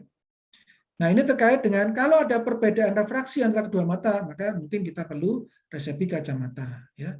Kalau ada perbedaan tapi kemudian kok ada perlu rujuk ya rujuk ya. Dan kalau tajam penglihatan terbaik ada sesuatu ya, sudah dibantu pinhole tetapi tidak mencapai 6/6, maka ini wajib dirujuk ke vaskes tingkat 2. Karena dia berarti bukan gangguan refraksi biasa, perlu ada pemeriksaan lebih lanjut. Ini tahapan pemeriksaan, jika baik nggak ada masalah. Kalau nggak baik, tadi ya misalnya kita di ruangan poli Pandu BTM ada Sunan Lencak, dia suruh baca, oh saya nggak jelas ini, padahal itu adalah tulisan atau huruf yang harusnya orang normal jarak 6 meter bisa membaca dengan jelas, dia nggak bisa melihat dengan jelas, maka dikasih pinhole. Kalau dia baik, maka kemungkinan hanya gangguan refraksi. Kalau tidak baik, maka kita perlu periksa segmen anterior dan periksa segmen posterior. Ya, nanti ada caranya sendiri. Saya lanjut. Ini terkait dengan katarak. Jadi sekali lagi katarak adalah kekeruan pada lensa yang menyebabkan penurunan tajam penglihatan visus ya. Jadi sekali lagi gangguan penglihatan itu ada penurunan tajam penglihatan atau penurunan lapang pandang ya. Nah, ini terkait dengan tajam penglihatan. Merupakan penyebab terbesar kebutaan di Indonesia dengan prevalensi 0,78%. Dan memang banyak ditemukan pada orang-orang tua. Ini contoh saja, saya kebetulan punya ibu mertua ya, umur 70 tahunan. Luar biasa setelah operasi katarak itu sangat senang karena penglihatannya jelas kembali ya. Dan memang ini memang kondisi real ya. Kadang-kadang kalau BPJS memang harus antri ya. Harus antri, harus sabar ya kalau ditangani di sebuah rumah sakit ya. Cuma kemarin kebetulan mertua saya pakai umum ya. Jadi ya nggak pakai antri ya, karena memang kalau BPJS kan yang ditangani banyak sehingga memang diutamakan yang emergensi. Nah, makanya nanti tolong kalau ada program-program operasi katarak gratis itu sudah punya data dari masyarakat yang sudah punya katarak tapi menunggu antrian misalnya. Saya dok sudah antri operasi katarak tapi masih 1 bulan lagi. Nah, siapa tahu nanti kemudian tiba-tiba ada program operasi katarak dadakan. Ya. Kemudian berdasarkan etiologinya, katarak dibagi menjadi katarak sinilis, traumatika, komplikasi, dan kongenital. Ini ya, ini contoh gambaran. Jadi lensanya ini sudah keruh, sehingga nanti ketika ada sinar, dia tidak tepat di daerah makula lutea, tetapi dia kemudian terpendar, sehingga kemudian itu yang membuat tidak jelas. Ya. Jadi ini definisinya, katarak yaitu adalah kekeruan pada lensa yang dapat terjadi akibat hidrasi atau penamaan cairan lensa, denaturasi protein lensa, atau terjadi akibat keduanya. Kekeruan lensa ini mengakibatkan lensa tidak transparan, sehingga pupil akan berwarna putih atau abu-abu. Nah, coba bayangkan, misalnya kacamata nih, kacamata Bapak Ibu atau kacamata saya, tiba-tiba nggak transparan, kena debu, kena tepung, pasti nanti kemudian nggak bisa melihat dengan jelas. Ini juga terjadi kalau lensanya tidak transparan. Anamnesis, ini tanda-tanda katarak ya Bapak Ibu. 1, penglihatan buram. Yang kedua, seperti terhalang asap atau kabut, dan kemudian penglihatan makin buram dalam waktu lama secara perlahan-lahan. Ya, jadi memang ini lama prosesnya, tidak langsung ya. Beda dengan kalau glaukoma akut itu biasanya dia langsung ya. Baik, saya lanjut. Siapa saja yang bisa terkena katarak? Bisa pada bayi, bisa pada anak-anak, bisa pada dewasa muda. Yang paling banyak adalah pada orang tua. Ini alat sederhana untuk pemeriksaan katarak ya. Jadi kacamata khusus ya dengan senter ya. Saya lanjut.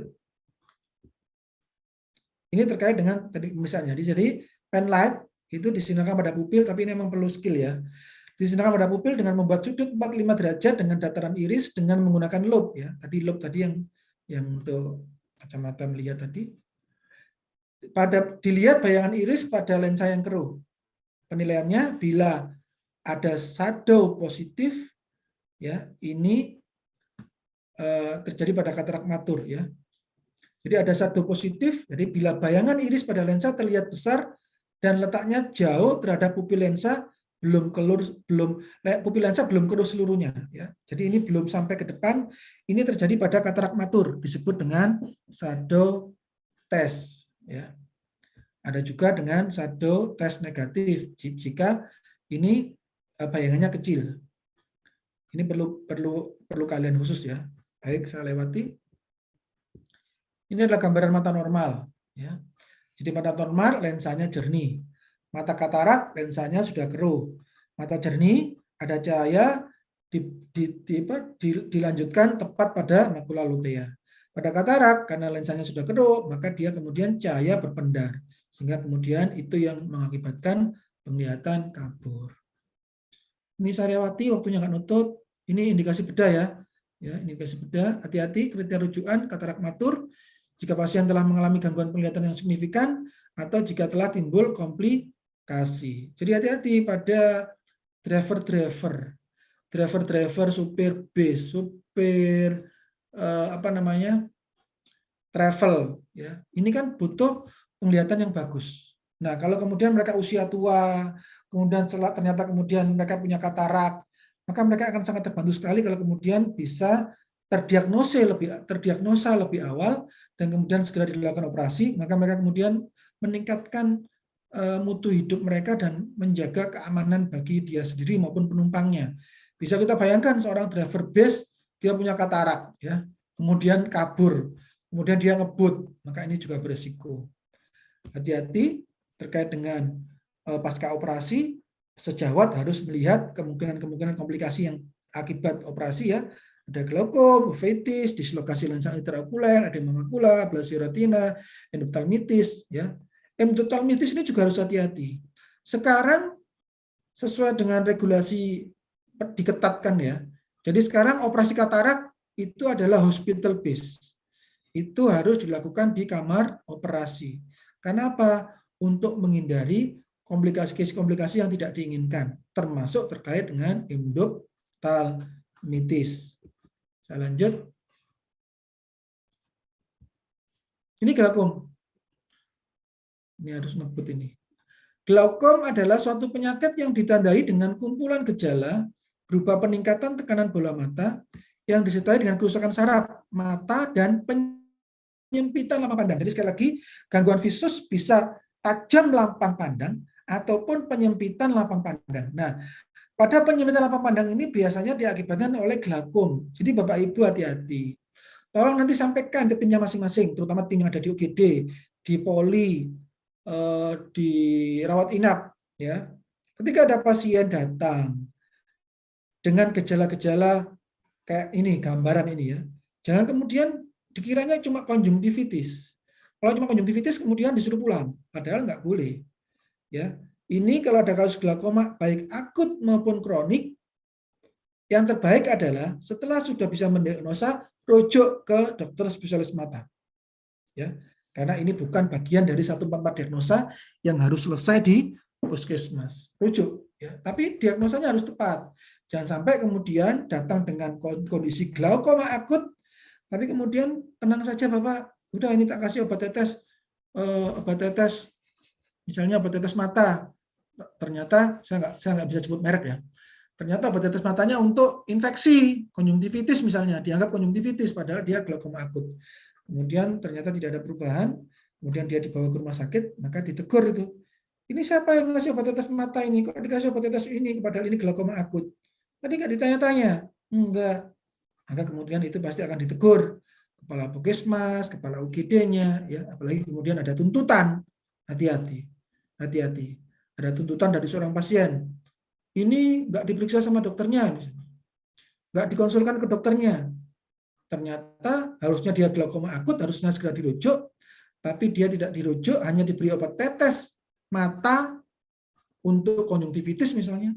Kemudian dia terjadi keparahan, maka ini rentan tuntutan. Ya, hati-hati, Bapak Ibu.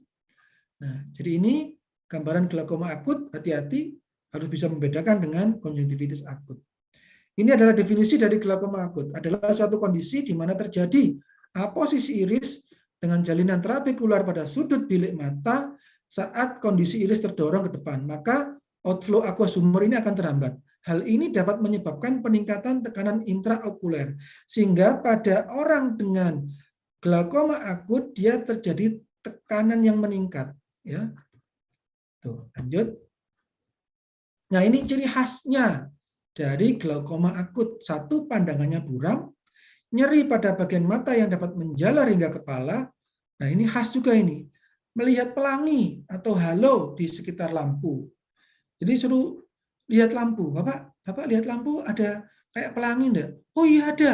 Sudah, itu semakin memperkuat diagnosa kita menuju ke glaukoma akut. Atau juga bisa timbul gejala gastrointestinal seperti mual dan muntah. Peralatan diperlukan ya hampir sama tadi dengan pemeriksaan katarak, ada loop, ada penlight, cuma ditambahi dengan tonometri Siotz. Saya berharap setiap UGD punya ini ya. Belum punya, Dok. Rencanakan. Sehingga nanti kalau ada pertanyaan dari surveyor, bagaimana kalau meriksa ada glaukoma akut? Ada alatnya, ada. Credentialing juga ada ya. Baik. Cuma memang pemeriksaan ini memang harus butuh keahlian ya, perlu pelatihan khusus ya. Kenapa sih kita perlu lakukan pengukuran tonometri Siotz ya? Insya Allah para sejawat sudah pernah semua ini. Para sejawat dokter pasti sudah pernah melakukan ini pada waktu pendidikan ya. Ini insya Allah sudah pernah semua ya. Jadi nanti refreshing lagi cara penggunaannya ya, tapi alatnya juga harus ada dan dirawat dengan bagus ya, jangan sampai alatnya kemudian berkarat kemudian dipakai. Nah, kenapa kita perlu lakukan pemeriksaan itu? Karena sekali lagi kita untuk melihat tekanan bola mata. Kalau dia tekanan bola matanya lebih dari 21 mm Hg ya, maka kita suspek dia glaukoma kronik. Maka nggak boleh ditetesi midriasil. Itu resiko ya, tidak boleh kontraindikasi. Tapi bila tekanan bola matanya itu kurang dari 21 mm Hg, kemudian mata ditetesi midriasil 1%, ya boleh. Itu untuk pemeriksaan fundoskopi ya, yang memakai ophthalmoscope. Jadi perlu untuk memeriksa tekanan bola mata pada kasus glaukoma akut maupun glaukoma kronik ya. Ini sekali lagi hati-hati, harus bisa membedakan dengan konjungtivitis. Kalau konjungtivitis kan khas, dia ada sekret biasanya, terutama kalau pada waktu bangun tidur. Ini adalah pada glaukoma kronis. Glaukoma kronis dia prosesnya lebih lambat ya. Dia mungkin tidak ada nyeri sakit kepala yang parah, berbeda dengan glaukoma akut ya. Tapi ini juga berbahaya ya. Glaukoma kronik yaitu kelompok penyakit mata yang umumnya ditandai dengan kerusakan saraf optik dan kehilangan lapang pandang yang bersifat progresif serta berhubungan dengan berbagai faktor risiko, terutama tekanan intraokuler yang tinggi. Makanya ini glaukoma kronik itu biasa disebut dengan pencuri penglihatan. Karena memang dia kadang-kadang tidak tahu secara cepat, perlahan-lahan kok buram, sampai kemudian dia benar-benar tidak bisa melihat. Alat yang dibutuhkan sama ya, Snellen cat. Snellen cat itu ada beberapa yang cuma ada angka dan huruf, tapi juga ada yang di atasnya itu ada kayak garis-garis yang kemudian dia membentuk 180 derajat. Itu salah satu untuk pemeriksaan glaukoma kronik ya, Snellen-Chat. Bukan Snellen-Chat yang walaupun nanti juga bisa untuk melihat visus ya. Kemudian tonometer Shields ya, ini juga harus ada, sama dengan glaukoma akut harus ada, dan ophthalmoscope ya. Ophthalmoscope ini sebetulnya juga diperlukan di puskesmas, walaupun memang dalam kondisi COVID saat ini pemeriksaan menggunakan ophthalmoscope sangat berisiko, apalagi sekarang sudah mulai naik lagi nih trennya COVID. Jadi hati-hati ya, kalau ada ophthalmoscope penggunaannya pun harus hati-hati. Kalaupun sangat terpaksa ya sama-sama pakai masker dan tetap ekstra hati-hati. Karena sangat berdekatan kalau menggunakan ophthalmoscope. Kriteria rujukan yaitu pada glaukoma kronik dilakukan segera setelah penegakan diagnosis. Jadi nggak boleh habis, oh ini glaukoma kronik, oh ini glaukoma akut, nggak apa, kita tangani dulu, nggak usah dirujuk, nggak boleh. Karena nanti itu justru akan rentan tuntutan. Karena ini harus segera dirujuk setelah penegakan diagnosis di puskesmas. Ini retinopati diabetikum, waktunya sangat berlari ya. Ini jadi pada kasus-kasus pasien diabetes juga tanyakan apakah ada gangguan penglihatan. Kalau sudah ada gangguan penglihatan maka perlu dilakukan pemeriksaan ya. Jadi retinopati diabetikum adalah suatu mikroangiopati yang mengenai prekapiler retina, kapiler dan venula sehingga menyebabkan oklusi mikrovaskuler dan kebocoran vaskuler akibat kadar gula darah yang tinggi dan lama. Oleh karena itu tolong dengan program Prolanis, dengan program Pandu PTM, dengan program Pos Pindu PTM, ini semuanya linier, semuanya berinteraksi. Sehingga harapannya kita bisa membantu pasien-pasien agar tidak terjadi retinopati diabetikum. Ya. Selain juga ada hipertensi diabetikum. Nah, kemudian anamnesis. Ya. Anamnesis pada kerusakan oleh retinopati diabetikum itu biasanya sudah mencapai makula yang disebabkan oleh bengkak atau edema makula sehingga kemudian terhentinya aliran darah ke makula dan yang paling bahaya jika terjadinya perdarahan dan lepasnya atau ablasio retina. Ya.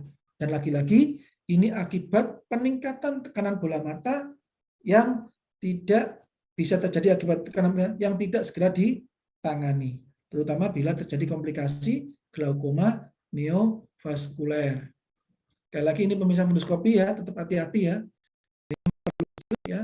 Dan sekali lagi pada waktu pemeriksaan fundoskopi harus di tempat yang gelap ya.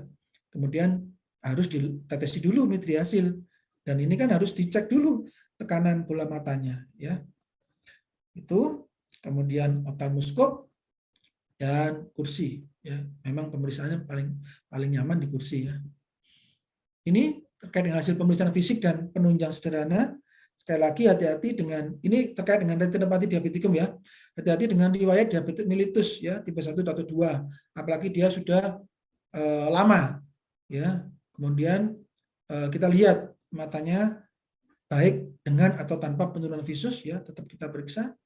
Kemudian pada pemeriksaan fundoskopi ya, saya lewati ya karena ini terlalu banyak nanti nggak mungkin saya sampaikan semuanya. Ini contoh gambarannya ya. Ini terkait dengan pendekatan diagnosis dengan ophthalmoscope ya. Kemudian ini diagnosis bandingnya, misalnya terjadi pada central retinal vein ya. Kemudian pada juga diagnosis bandingnya adalah pada retinopati hipertensi. Ini contoh gambarannya pada retinopati hipertensi grade 4 ya. Dan komplikasi pada retinopati diabetikum yaitu ada perdarahan vitreous, edema makula diabetik, ablasio retina traksional maupun glaukoma neovaskuler. Penanganannya sekali lagi pada pasien yang terdiagnosis diabetes mellitus harus dilakukan juga pemeriksaan mata. Siapa tahu sudah mulai ada gangguan penglihatan ya. Walaupun gejala awalnya adalah diabetes. Kemudian apabila tidak didapatkan tanda-tanda retinopati, maka perlu di follow up 1 tahun kemudian. Tapi apabila didapatkan tanda-tanda retinopati, maka harus segera dirujuk. Sekali lagi ya, kasus glaukoma akut, glaukoma kronik, retinopati, diabetikum, retinopati hipertensi, katarak, itu kita mendiagnosa di awal lalu kemudian dirujuk ke dokter spesialis mata. Ya, evaluasi pemeriksaan dilakukan pada semua penderita diabetes, ya, lakukan pada kegiatan Posbindu PTM, pada kegiatan Pandu PTM, pada kegiatan Prolanis, ya. Kemudian kita lakukan pencatatan, ya. Baik, saya lanjut. Kriteria rujukan. Setiap pasien diabetes yang ditemukan dan tanda retinopati diabetikum sebaiknya dirujuk ke dokter mata. Ini terkait dengan retinopati prematori. Waktunya nggak nutut ya. Ini saya lewati ya. Jadi prinsipnya adalah ini pada orang bayi-bayi yang lahir prematur. Karena dulu bayi-bayi yang lahir prematur mungkin nggak bisa bertahan hidup. Sekarang dengan berat 900 gram, dengan berat 1.500 gram itu bisa bertahan hidup. Sehingga kemudian banyak ditemukan terjadinya retinopathy of prematurity, ya, ROP, ya. Ini stage-nya ya, saya lewati, waktunya nggak nutup, ya, hati-hati ini faktor risiko terjadinya ROP, ya, hati-hati pada anak prematur yang asfiksi, terutama Apgar skornya menit ke-5 kurang dari 3, hati-hati, kecil masa kehamilan ini sudah sangat berisiko, waktunya tinggal 15 menit. Siapa yang harus diperiksa, ya, sekali lagi ini bayi dengan berat lahir kurang dari 1.500, ya, perlu di screening terkait dengan kecurigaan retinopathy of diabetikum, ya. Tapi nanti ini yang tetap yang meriksa rujuk aja ke spesialis mata. Paling enggak kita screening awal, ya, screening awal.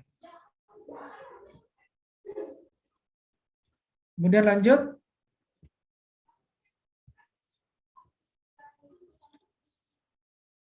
Ini adalah terkait dengan usia gestasi. Bentar. Jadi ini kapan dilakukan pemeriksaan, ya? Jika usia gestasi lebih dari 30 minggu.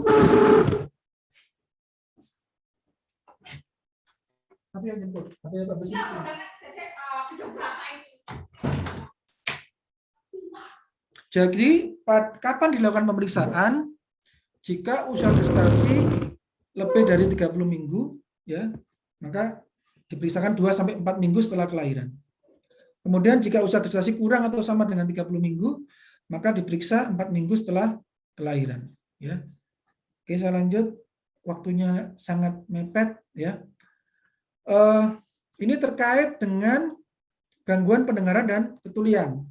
Jadi yang akan kita bahas yaitu terkait dengan tuli kongenital. Dan ini sebetulnya ada bahasan khusus ya terkait dengan tuli kongenital. Saya kemarin ikut TOT-nya 1 minggu khusus untuk membahas terkait dengan tuli kongenital, ya.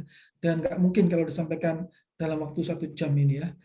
Kemudian sumbatan instrumen, kemudian otitis media seperti kronik ataupun noise, kemudian ada noise induced hearing loss maupun presbikosis pada lansia, ya. Oke, saya lanjut. Ini tuli kongenital. Tuli kongenital sekarang banyak ditemukan karena tadi itu salah satu penyebab tuli kongenital yaitu prematur. Nah, sekarang dengan bayi-bayi yang prematur itu bisa bertahan hidup sehingga kemudian angka kejadian tuli kongenital itu juga semakin tinggi. Makanya beberapa rumah sakit ketika ada ibu yang melahirkan dengan prematur kemudian ditawarkan sekaligus paket untuk pemeriksaan OAE, yaitu auto acoustic emission. Biasanya kisaran harganya antara 250.000, ya, terutama bagi bayi-bayi yang prematur. Nanti itu ada alat yang akan dihubungkan ke telinga, ya. Kemudian nanti akan muncul gelombang suara, kemudian dimasukkan ke layar, nanti akan tampak hasilnya, ya. Oke, saya lanjut. Nggak mungkin saya bahas secara detail ya, karena waktunya nggak nutut ya. Kemudian karena itu ada pelatihannya TOT tuli kongenital itu ada 1 minggu sendiri dan saya telah banyak video. Nanti mungkin akan saya serahkan ke panitia untuk salah satu video akibat tuli kongenital yang tidak tertangani dengan cepat. Kemudian sumbatan serumen ya, serumen adalah produk kelenjar spesial. Oke, nanti dibaca sendiri dan sekali lagi ini akan mengakibatkan gangguan pengantaran. Pada OMSK hati-hati, pada otitis media akut yang tidak segera tertangani, maka dia akan menjadi otitis media supuratif kronis. Ya.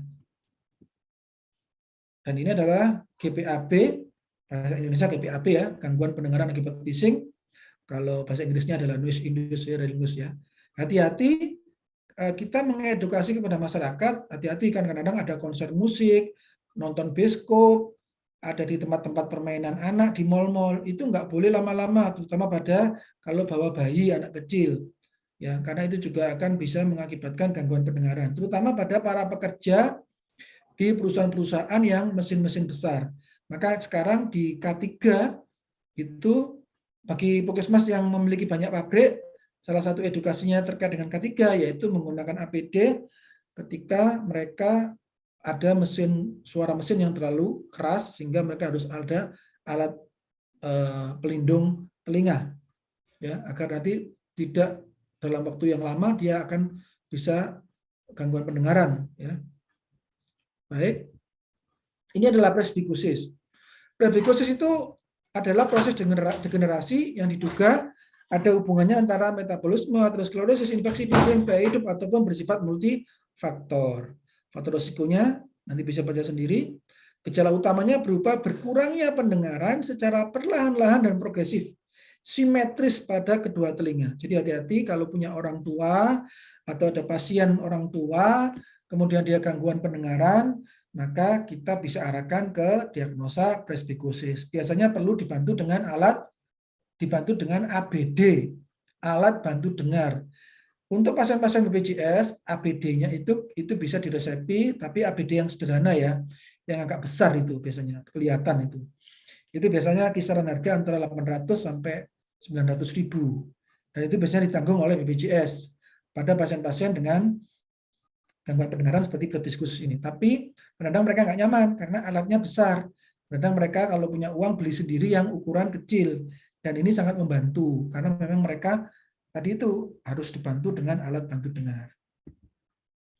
Nah, ini terkait dengan usaha promotif preventif. Sekali lagi ada pencegahan, ada pengendalian maupun ada penanganan.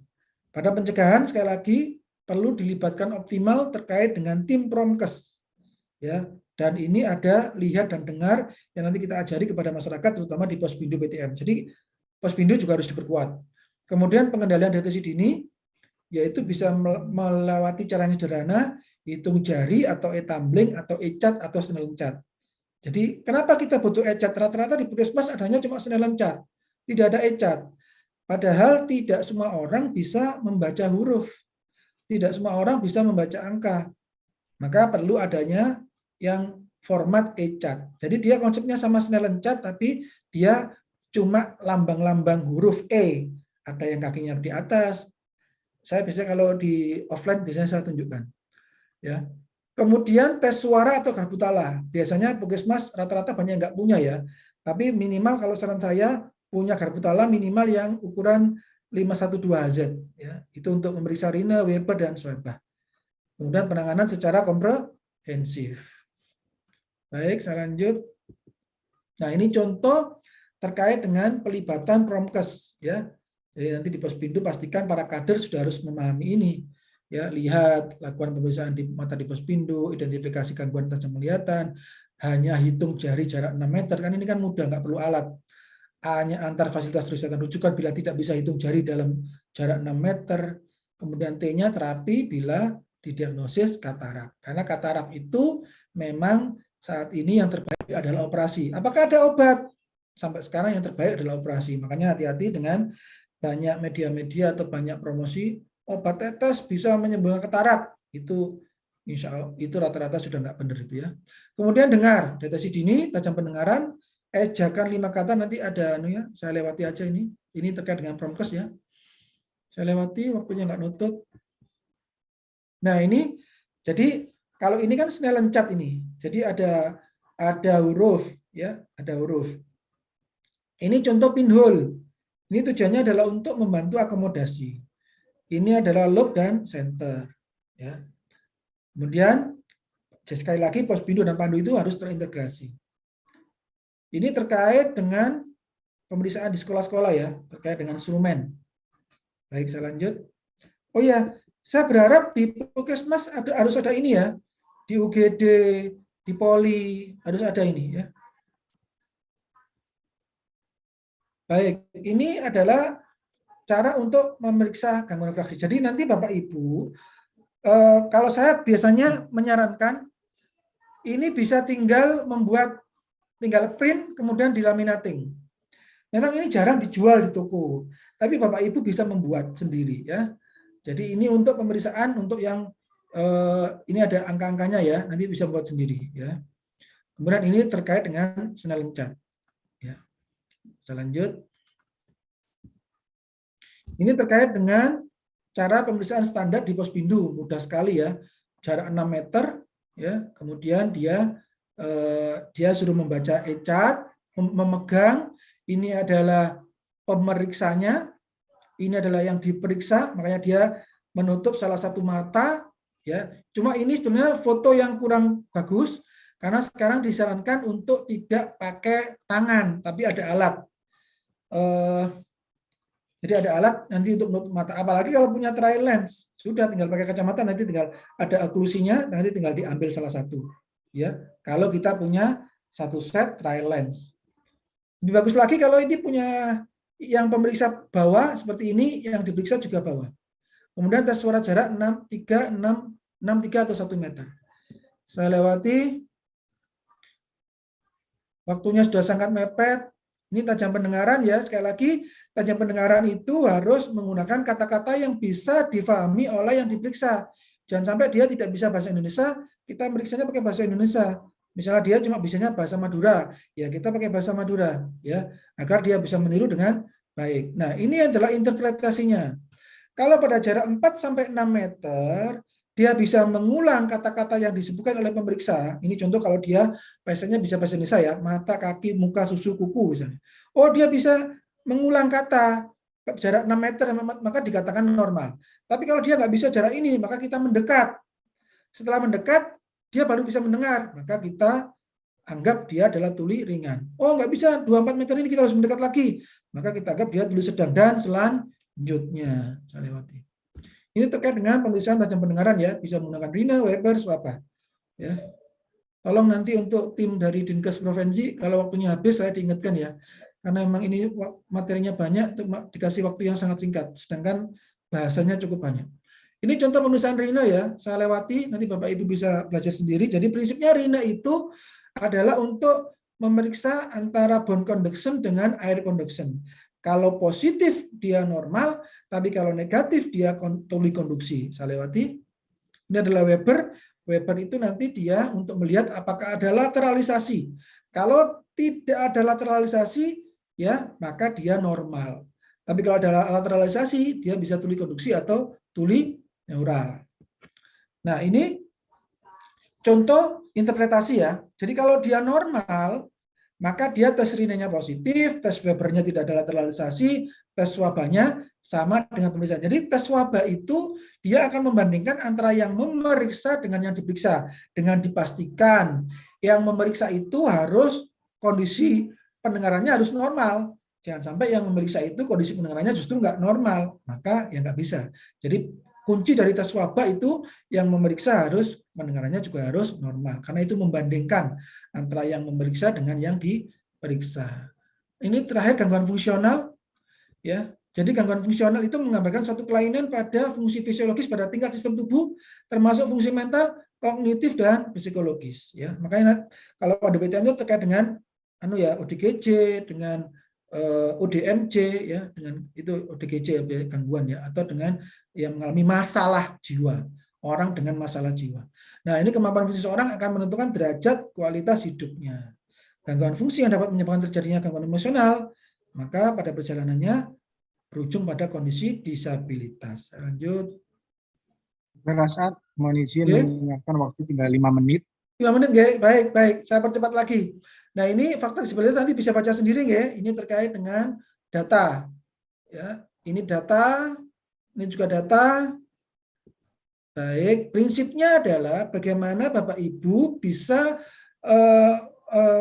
menangani di level primary prevention, secondary prevention maupun tertiary prevention, sehingga nanti tujuannya adalah untuk disability limitation atau nanti kemudian juga rehabilitasi ya. Dan sudah ada undang-undangnya ya di 2016 tentang penyandang disabilitas. Mereka juga punya hak untuk mendapatkan akses layanan baik di sarana umum, di puskesmas, di kereta api. Ya, tadi saya dengar suara kereta api tadi. Apa Bu ini naik kereta api tadi? Jadi di Eropa itu semua akses sudah bisa memudahkan untuk orang-orang dengan disabilitas. Ya, ini penanggulangan gangguan fungsional ya. Jadi sekali lagi pencegahan, pembatasan disabilitas, rehabilitasi dan pelayanan kesehatan. Ini sekali lagi ada disabilitas, pencegahan, rehabilitasi maupun terkait dengan penyandang disabilitas, ada promotif, preventif, kuratif, habilitatif dan rehabilitatif. Saya lanjut. Saya lewati. Bisa lanjut. Saya lewati. Ya, jadi hati-hati Bapak Ibu, ada equality, ada equity. Jadi equity itu adalah suatu keadilan di suatu situasi. Kalau equality itu sama, padahal nggak mesti semuanya harus sama. Ya kayak di gambar ini, orang yang kerdil atau orang anak kecil nggak bisa lihat karena dia dibagi sama satu-satu. Padahal yang satu ini nggak membutuhkan. Itu untuk konsep equality dan equity. Dan ini cara berinteraksi. Ini saya pun juga perlu pelatihan khusus ya. Ini ada pelatihan khusus seminggu ya. Waktu itu di Bogor terkait dengan interaksi dengan disabilitas ya. Jangan lupa bertanya sebelum sebelum membantu, jangan berasumsi dan berikan rasa hormat. Ini harusnya ini praktek ya. Cuma waktunya nggak nutut. Ini juga nggak nutut, nggak bisa jelaskan secara langsung. Ini juga nggak bisa saya jelaskan secara langsung. Ini beberapa slide terakhir. Jadi hati-hati di puskesmas nggak boleh terjadi seperti ini ya Bapak Ibu ya. Jadi di puskesmas ketika ada jalur untuk orang disabilitas, misalnya jalan miring misalnya yang dengan sudut derajat di bawah 15 derajat. Jangan sampai sudut derajatnya, nah ini contoh ini sudut derajat yang terlalu tinggi ya. Nggak boleh derajatnya seperti ini. Usahakan kalau bisa antara 15 derajat ke bawah. Apalagi kemudian sudut derajatnya misalnya 45 derajat. Waduh kasihan, yang dorong kasihan ya. Nah, ini sudah saya lewati. Nah, ini juga salah.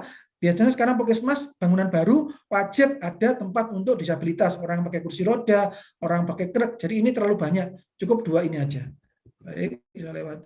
Ini juga hati-hati ya kalau ini terkait dengan akses ya, kamar mandi ya. Ini contoh. Sudah, ini yang terakhir. Jadi sekali lagi di puskesmas harus memperhatikan aksesibilitas sarana dan prasarana bagi penyandang disabilitas. Ini contoh ya. Jadi ini pada orang tua lansia untuk menghindari risiko jatuh. Pada orang yang tua-tua juga ya. Kemudian membina UKBM, usaha kesehatan berbasis masyarakat, rehabilitasi bersumber daya masyarakat, mengembangkan kapasitas tenaga kesehatan dalam penanggulangan. Oke, itu sudah terakhir. Waktunya sangat mepet. Saya lihat apakah ada pertanyaan. Kalau nanti misalnya tidak bisa saya jawab langsung, mungkin nanti saya jawab per grup ya. Sepertinya tidak ada pertanyaan yang terkait Silakan dengan. Bapak peserta. Oke, silakan Bapak Ibu kalau mau diskusi monggo atau menulis di chat monggo. Mohon maaf kalau saya ngebut ya karena waktunya sangat singkat sekali. Oke, Dokter. Bapak Ibu peserta silakan. Ini mumpung ada narasumber ahli kita.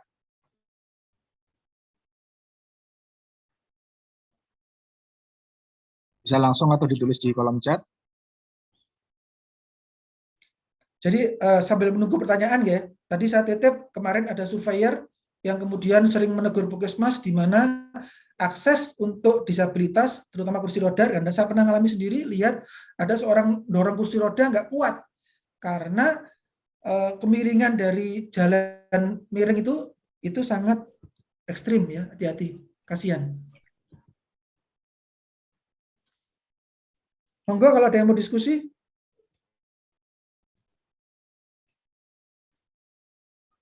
Ini jam kritis ini soalnya. Nggih, Pak, nggih. Jam kritis biasanya sudah banyak yang ngantuk.